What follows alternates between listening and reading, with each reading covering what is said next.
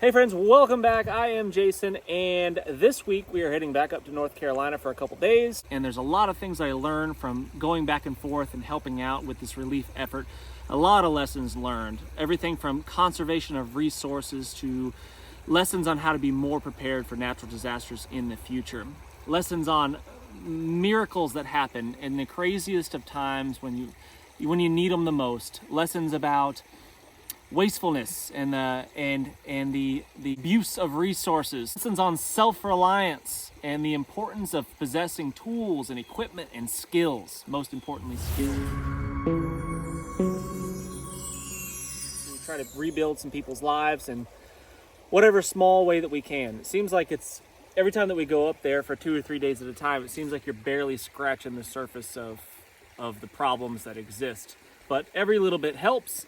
And it's the culmination, addition of the summation of all of these forces, these good forces that add up to doing some really amazing things. And the place has come a long ways. When I first went up there, I looked around at the disaster and I thought, this is going to be years in the making, cleaning up. In some ways, that's true. In some ways, it will take years before it ever resembles what it used to be. Before, the riverbanks and stuff looks somewhat natural again. But I mean, last time I was up there, I guess, was it last week, a week and a half ago, I'd say 80-90% of people have power now, maybe more. The roads are about 90+%. You can get to just about everywhere in a Honda Civic now. So it's not like you need some side-by-side or an ATV of sorts, to four-wheel drive rig to get to most of these places. The roads have been somewhat repaired, at least drivable. A lot of lessons learned, a lot of things that we've learned from going up there and helping out and talking to people that went through this disaster, and just being there. A lot of lessons for future relief efforts, hurricane relief efforts, just natural disasters, man-made disasters, whatever. A lot of lessons have been learned from this that we can take and apply to the next one. Inevitably, there will be a next one. Hopefully it's no time soon. Hopefully it's not in the same area. But inevitably, it's going to happen somewhere. Most people are, generally good. There are some problems. We heard some stories. There was some looting and things like that. We heard some pretty terrible stories. I won't repeat them. I won't tell them, because that's how these rumors start going around. Some of these extreme stories of I don't know how you describe it. I mean, just evil acts. Taking advantage of people in a very weakened condition. I don't know if they're true, so I won't repeat them. I like to see things with my own eyes before I would share them. So any of the stuff that I've seen or I've done in North Carolina, or shared with you guys, is stuff that I've actually seen. I was there, I saw it, that happened. Or I spoke to the person that was there and saw it. I don't like to tell, second, third hand stories and spread rumors around. And communication is huge. So in the early stages of this event, communications were down. There was no cell phone service at all. Power was out everywhere. There was no Wi-Fi, so it was pretty much in the dark. And the only way you could really communicate with somebody was pretty much face-to-face communication. Alongside of that, we used radios, like these inexpensive Baofengs. And those were pretty dang handy, but they're limited by range and terrain. You can't talk through a mountain with a radio. And in this very mountainous terrain of North Carolina, that was an issue.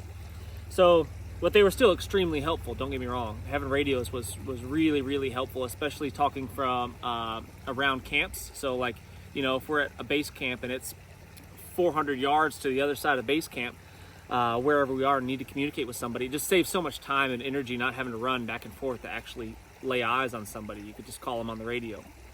So that was really nice. And with this cheap Baofeng radio, I've talked to somebody 19 miles away. It was basically line of sight. You have to have line of sight, essentially. You can't have mountains in the way.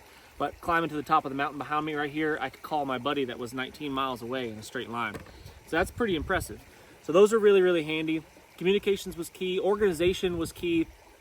Going into these things, just having any form of organization, such as a name tag, having a whiteboard that you can write information down on and record information and be able to keep people informed and stay updated on intelligence information that's coming in, going out, was super, super handy and very lacking in most situations. Most people, I would say, yeah, most people that wanted to go help out with this relief effort in North Carolina, all good intentions, and just like me, we were eager to get up there and start helping out. But everybody wanted to, kind of assumed, not everyone, a lot of people kind of assumed that they would just show up and someone would be in charge, and someone would tell them what to do and where to go and how to do it. But that was not the case in most of these places that we went to. So if you're looking around wondering who's in charge and there's no one in charge, guess what? You are in charge. Take charge and start making decisions. Right or wrong, start making decisions and you'll eventually start figuring these things out. And that's basically what we did. We showed up, took charge, started making some decisions, and started helping people as much as we possibly could. Again, it feels like you're kind of just barely scratching the surface, but and you want to do more, you want to help more people, and it's frustrating when you waste time going to some place that's already been taken care of, that you're checking on somebody that's already been checked on, or delivering supplies to an area. You take half a day to accumulate all these supplies and get them delivered to this place, only to find out that the person's gone, or they've already received a shipment of supplies, or just things like that. And it feels like you're wasting time. Well, you are wasting time to some degree, but it's just, I think, inevitable in some of these situations. So other lessons learned, electricity. So generators and conservation of fuel and those types of things. Gas was at a premium. There was no gas in a lot of these places in the beginning. You couldn't go to the gas station and fill up, and if you could, it was rationed. You couldn't just fill up your gas tank. You could get just a few gallons. People were wastefully running their generators just like 24/7 when it was completely unnecessary to do so. One place that we were camped out, we just heard generators all around us humming all night long, and for what? So that was a thing. So conservation of resources, because maybe these people assume that power was going to be on in just a day or two and they didn't need to conserve fuel. But a lot of people are still out of power, and it took a long time to get power back up, and you need to think conservation immediately. You need to plan. I think if something like this was to happen here, I would assume that power is not going to be on for months, and I would plan accordingly because of that. And if we ran, if we ran out, even planning on running these things for months, like we tried to get our generator going, and I was going to ration this thing as long as I possibly could. But planning for that, I think, will save you from wasting stuff in your freezers and fridges and stuff like that. Because if you use up all your fuel and you can't get any more, you might potentially lose a lot of money invested in food and stuff in your freezer. We were talking about solar generators being really helpful in this situation because of the lack of fuel. And these companies reached out to us and said, hey, we could send you some, try them out. And so, like, my wife that's holding the camera is sitting in front of a solar panel right now that is charging this little power station right here, the Joy Nook. I'm not sure how you exactly say that, but the Joy Nook. And this thing is charging up this laptop right here, and I can sit my phone on top of it, and I can charge my phone up wirelessly. You can plug in small electrical units of sorts. You can't run big stuff because it just doesn't have that kind of juice. Because of the lack of fuel for generators and vehicles and whatnot, I thought these solar power stations would be pretty dang handy, and I think they would be, depending on the size of the one that you get, the size of the unit, and just being able to charge them with the sun is pretty incredible. Obviously the sun needs to be shining in order to make that work, but like this one, for example, this big solar panels charge this thing up to probably 100%. It was at 86%, and it was at and now it's at 100% just by the power of the sun, and that's been, I'd say, less than an hour sitting out here.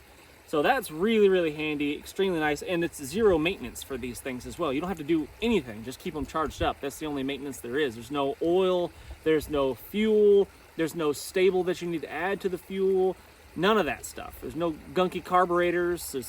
It just plug them in and get to work, and they don't make any sound at all.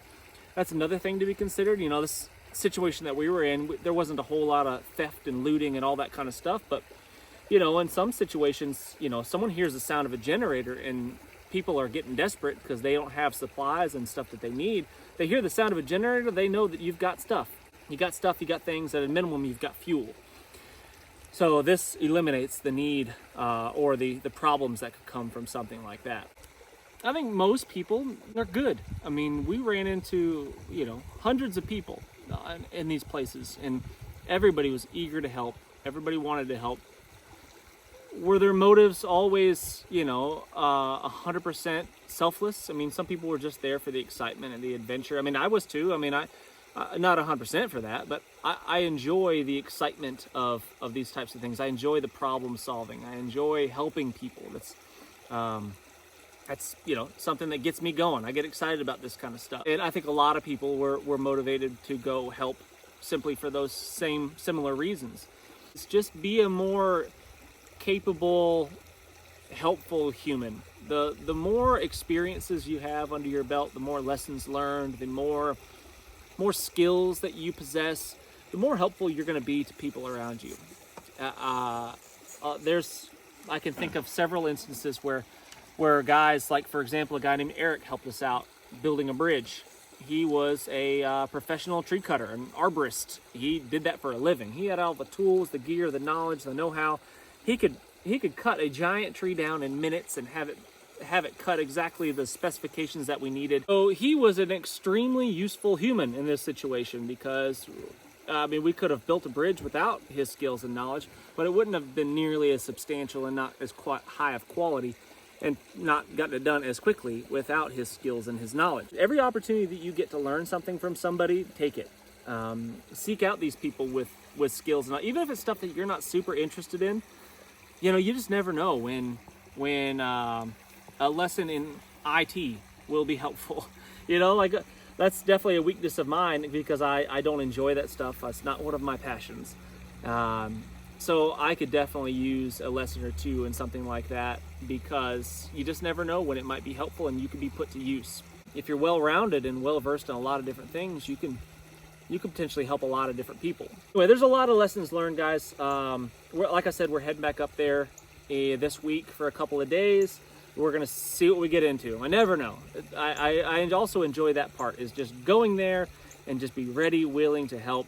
I've got some contacts that we can reach out to before we go, so we can kind of get a heads up perhaps on what we might need, tools and such. We'll be able to get a little bit of a heads up and have an idea, a game plan of sorts, what we're going to be getting into, which is always helpful.